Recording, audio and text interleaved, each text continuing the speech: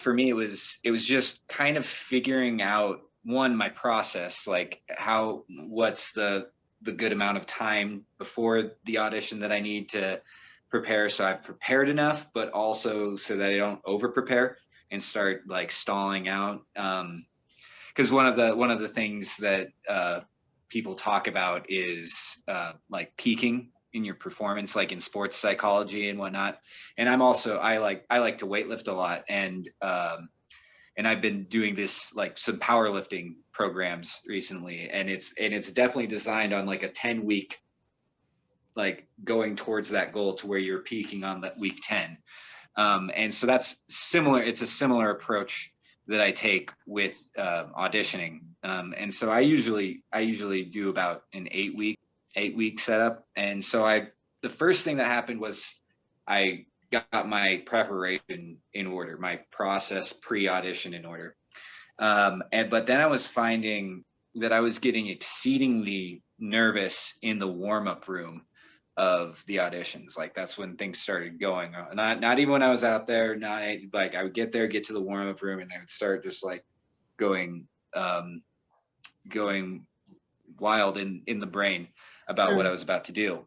And one of the things, the final straw for me was I was auditioning at Oregon, and I'm from Portland, Oregon. So it's like, hometown audition. I'm like, really want this. And then I played horribly. It's the only time I've ever been cut off in an audition, and I deserve to be cut off. So they made the right decision.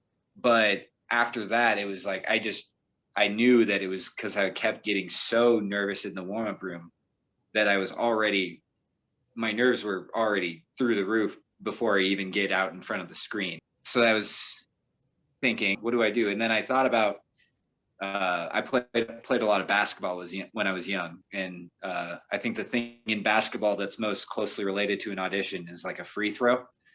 You're just shooting a hoop in front of everyone. And I remembered, I was like, oh yeah, a lot of people have little routines they do before they shoot that shot. It's like a really specific thing they do every time. And so I started thinking of what I could do in that warm-up room scenario to where I would set myself up for success for the audition. And as soon as I did that, literally like the next audition was Calgary, and I put that into practice, and it worked out.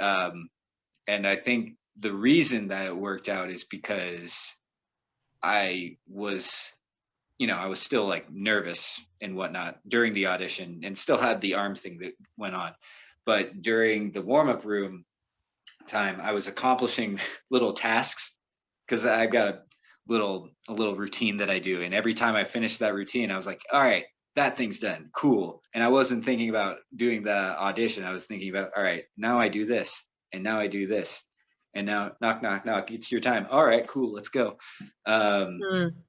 And so that helped. And during that whole time, and that was when I was at New World, I had a lot of opportunities to play for a lot of people. During there, it was just super easy because everyone's always at the building there. The interesting part was starting to audition again while having a job, and trying to figure that aspect of things out, especially when you have doubles and you've already played 5 hours that day of just like, some Beethoven for 5 hours. You're just like, I don't know if I ever want to play the bass again. But you got to do it. And playing for people is a little trickier. There's still people who like are down to listen at all times. So people have families, and people have other things that they do that don't really want to listen to you practice bass excerpts. So I started doing a couple things. One is I got a group of friends from all around, and we would just like text each other our audition recordings. Be like, hey, can you send me a list based off of this, and then we'll just do it.